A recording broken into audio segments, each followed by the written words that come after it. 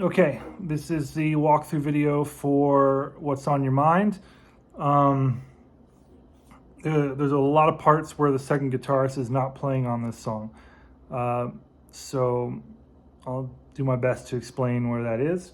So the song starts with mostly me and bass for a good amount of time. So I come in with the octaves at first.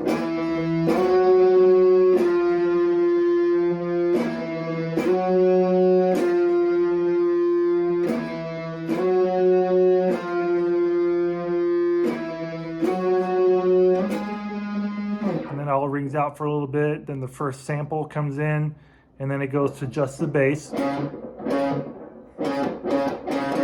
Does that a few times, and then I come in.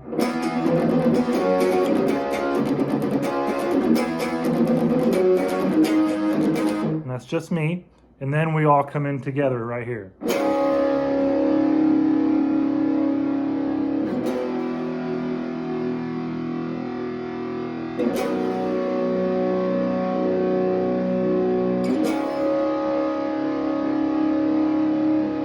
And then the second guitar stops playing after that, and I go into the verse.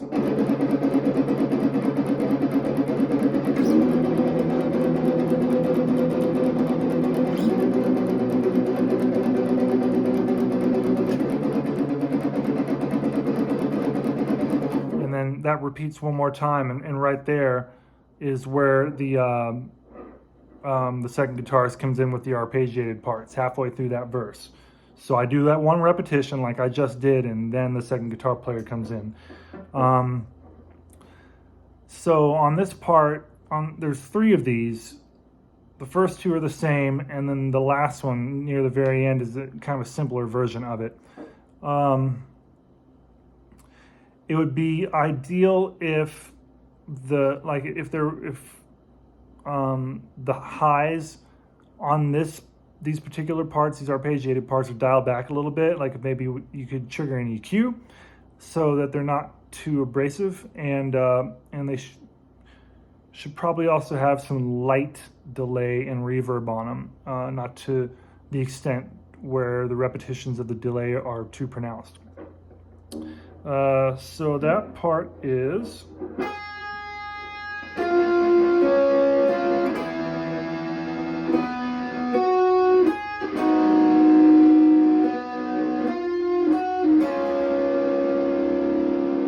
I'll do that again slower.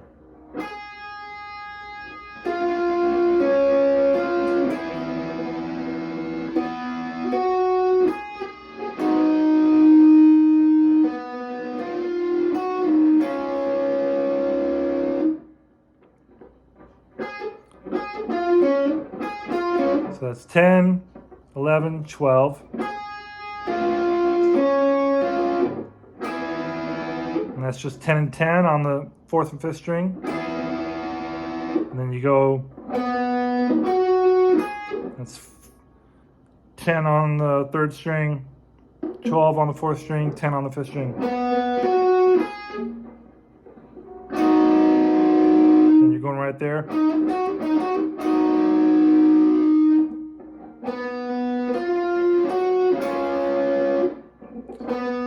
So that's 10, and then 11 on the 4th string, and then 8 on the 5th string, and then just the 7th fret on those strings.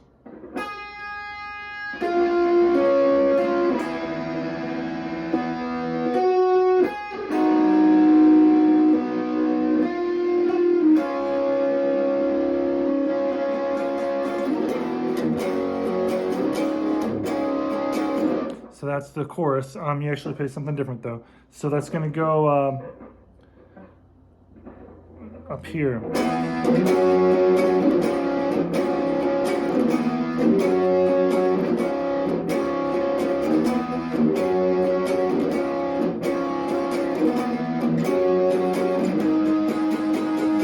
So basically all power chords except for this guy right here. I don't know what you call it, but you're just moving the index finger up 1 fret.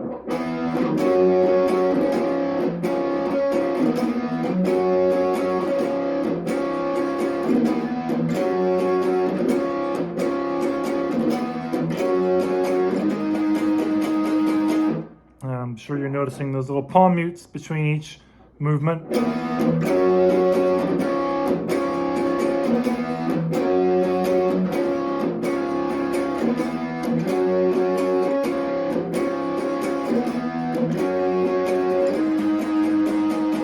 And then it stops right there for a minute, and then it comes back into the second verse, goes into the second chorus, and that's all the same. That's the exact same thing as the first. So then at the end of the second chorus, it goes into a really simple little harmony.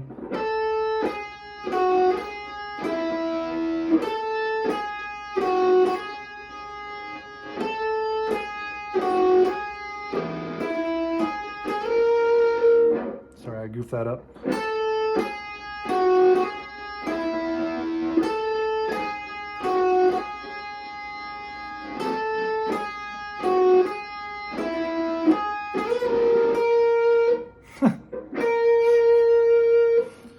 Something that simple, I can mess it up. Yeah, so that's just...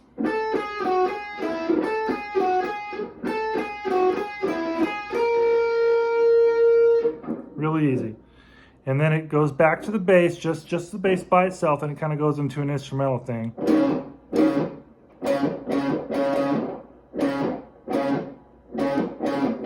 And then I start doing like a scraping thing on my picks where I have delay and reverb going on, and it's kind of just weird noise.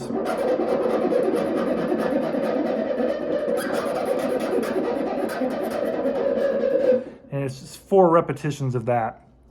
And I mean, that's an opportunity to just kind of, you know, just make some crazy noise, maybe just find a way to be creative.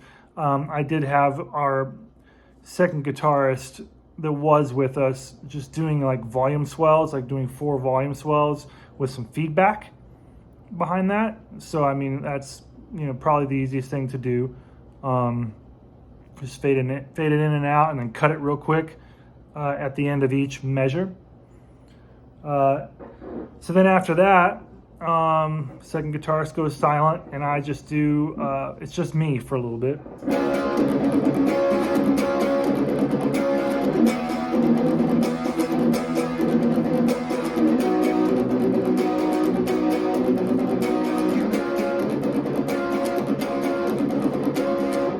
Does that again, and that's right there where I stopped is where the second guitar player will come in with that third arpeggiated part that is actually simpler.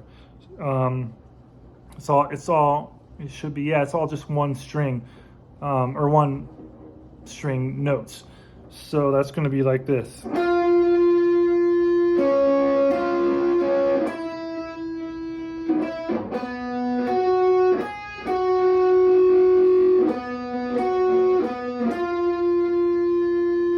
Again, slower.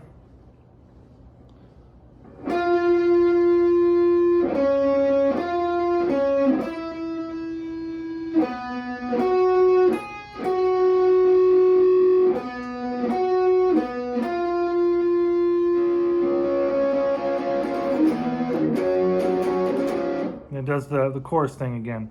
I faded in, like I started kind of building into the chorus by putting down my ring finger on the 12th fret of the 3rd string. So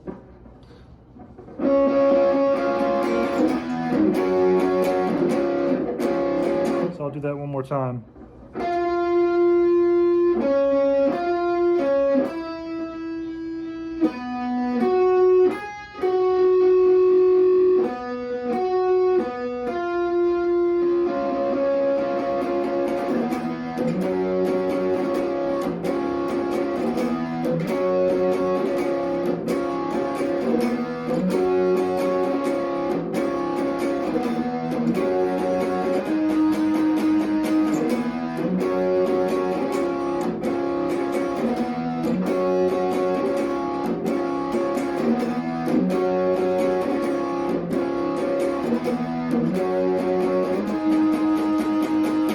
That's it. That's the end of the song. Pretty simple stuff.